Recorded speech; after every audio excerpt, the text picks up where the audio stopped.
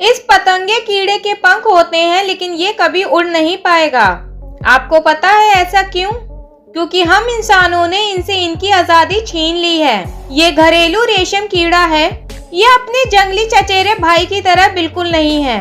5000 साल से हम इंसानों ने इस रेशम के कीड़े को पालकर इनकी प्रजाति को बढ़ाया है और उन्हें इस प्रकार ढाला गया है जिससे सिल्क का विकास होता रहे और वो इनसे ज्यादा से ज्यादा और अच्छा चमकता हुआ सिल्क ले सकें। ये रेशम का कीड़ा अपनी छोटी सी सूंड से लावा निकालता है जो कि रेशम फाइबर जैसा होता है और उसी से फैक्ट्रीज में बनती है चमकती चिकनी क्लोथ शीट्स, गाउन, टाई और भी कई सारे कपड़े।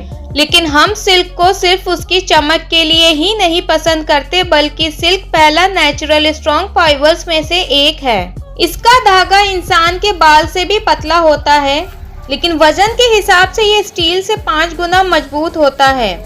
रेशमी कीड़ा अपने जीवन की शुरुआत एक बहुत ज्यादा छोटे अंडे के अंदर करता है। ये भूखा कैटरपिलर अपना रास्ता कुतरता है। इसे एक खेत में पाला जाता है जहां ये काट छाट कर सकता है और शहतूत की जमी हुई पत्तियों को खा सकता है। ये कीड़े इतने छोटे पैदा होते हैं कि शायद आपको दिखाई ही ना दें, लेकिन कुछ ही हफ्तों में ही ये आपकी उंगली के बराबर हो जाते हैं।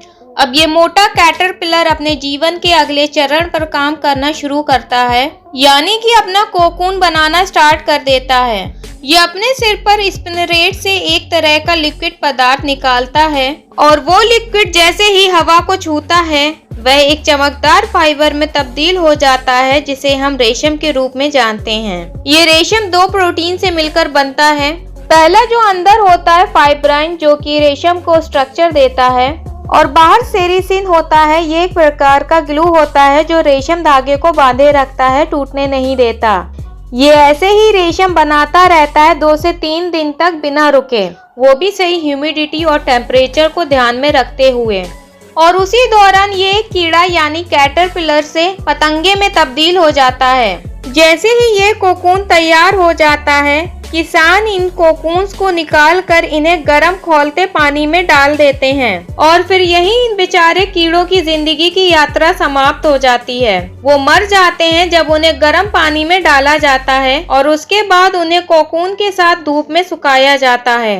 रेशम की कटाई करने वाले लोग फिर उस कोकून को खोलकर एक एक धागा अलग करके सिल्क धागे की रील बनाते हैं। वो लोग पतंगे को कोकून से जिंदा इसलिए नहीं निकलने देते क्योंकि अगर वो पतंगों को जिंदा निकलने देंगे तो वो उस कीमती धागों को तोड़ देंगे निकलते वक्त।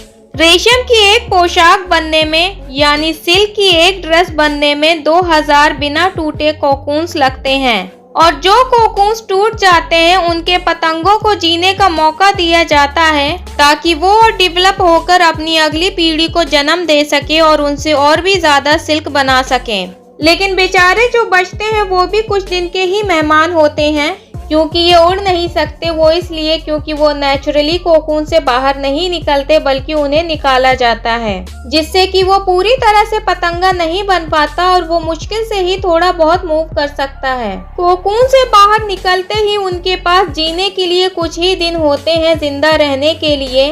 इसलिए मेल पतंगे जल्द ही किसी फीमेल साथी को ढूंढकर मेट करते हैं ताकि वो एग्स को रिप्रोड्यूस कर सके फिर से।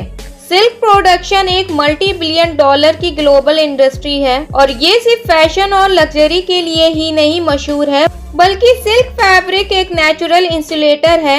इसका जो लार्वा होता है वो कई मेडिसिन्स में भी काम आता है, जैसे कि घाव को भरने के काम आता है, हड्डियों को जोड़ने के काम आता है और यहाँ तक कि हमारी बॉडी की नसों को बदलने के लिए भी इस्तेमाल किया जाता है। और ऐसे ही इन मासूम सिल्क वॉर्म से हमारा रिश्ता जारी है और वो भी ये कई सदियों से जारी है और ये सब ऐसे ही मरते रहेंगे जब तक कि सिल्क निकालने का कोई और तरीका नहीं मिलता। मैं विनती करती हूँ जहाँ तक कोशिश हो सके हमसे हमें सिल्क वॉर्म से बनी हुई चीजों को अवॉइड करना चाहिए। क्या आपको पता है कौन से अदर इंसेक्ट्स हैं जो सिल्क प्रोड्यूस करते हैं? तो मुझे कमेंट्स करके बताएं। तो आज की इस वीडियो में इतना ही। उम्मीद है आप लोग को इन्फॉर्मेशन अच्छी लगी होगी। लाइक और शेयर करना ना भूलें और कमेंट्स करके बताएं कि आपको ये वीडियो कैसी लगी। और आप मेरे चैनल पर नए हैं तो सब्सक्राइब कर लें बेल आइकन को दबा के, ताकि आप लोग को मेरी नई वीडियोस का अपडेट मिलता रहे। और आप मुझे फॉलो कर सकते हैं मेरी इंस्टाग्राम आईडी पर भी।